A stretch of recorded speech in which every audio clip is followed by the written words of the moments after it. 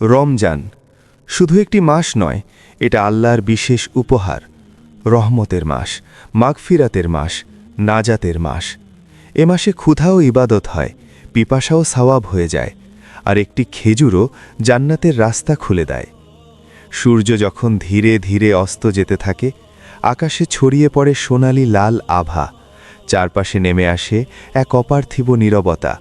ঠিক সেই মুহূর্তে পৃথিবীর এক পবিত্র ভূমিতে শুরু হয় এক দৃশ্য, যা শব্দে নয়, হৃদয় দিয়ে অনুভব করতে হয়। মসজিদুল হারাম, মক্কা মুকাররমা। এখানেই হয় পৃথিবীর সবচেয়ে বড় ইফতার। লাখো মানুষ একসাথে বসে আছে, একই কাতারে, একই দস্তরখানে। কেউ রাজা নয়, কেউ প্রজা নয়, কেউ ধনী নয়, কেউ গরিব নয়, কেউ আরব, কেউ আজমি, কেউ কালো, কেউ সাদা, কিন্তু পরিচয় একটাই, তারা সবাই আল্লাহর বান্দা। সাদা মার্বেলের মেঝেতে সারি সারি বিছানো দস্তরখান, দূর পর্যন্ত চোখ যায় শুধু মানুষ আর মানুষ। খেজুর সাজানো, জমজমের পানি, রুটি, দই, কিছু জায়গায় ফল।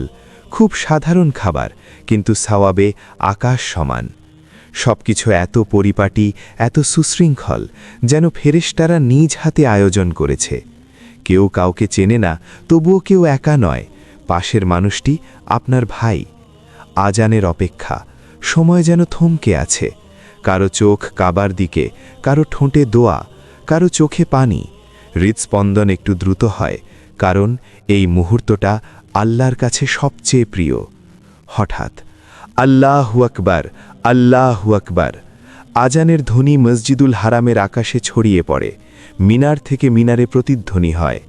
লাখো মানুষ একসাথে হাত তোলে, একসাথে দোয়া করে, আল্লাহুম্মা ইন্নি লাকা সুমতু ওয়া আলা রিজকিকা আফতারতু। একসাথে খেজুর মুখে যায়, একসাথে জমজমের পানি পান করা হয়, একসাথে বলা হয় আলহামদুলিল্লাহ।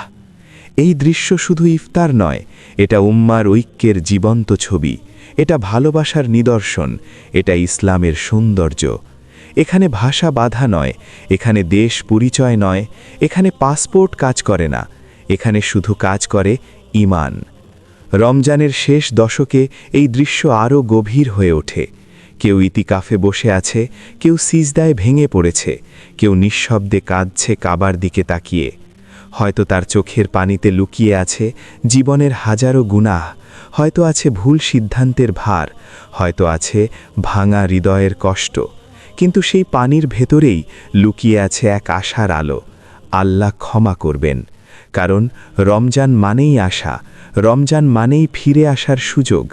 পৃথিবীর সবচেয়ে বড় ইফতার শুধু সংখ্যায় বড় নয়, এটা আবেগে বড়, ভালোবাসায় বড়, আল্লাহর রহমতে বড়। এটা আমাদের মনে করিয়ে দেয় আমরা সবাই এক উম্মা, আমাদের রব একজন, আমাদের কিবলা এক। হে আল্লাহ, আমাদের গুনাহ মাফ করুন, আমাদের অন্তর পরিষ্কার করুন। হে আল্লাহ, যারা আজ এখানে বসে ইফতার করছে তাদের দোয়া কবুল করুন। আর হে আল্লাহ, আমাদেরকেও একদিন এই পবিত্র ভূমিতে লাখো মানুষের সাথে বসে একই দস্তরখানে ইফতার করার তৌফিক দান করুন। আমিন।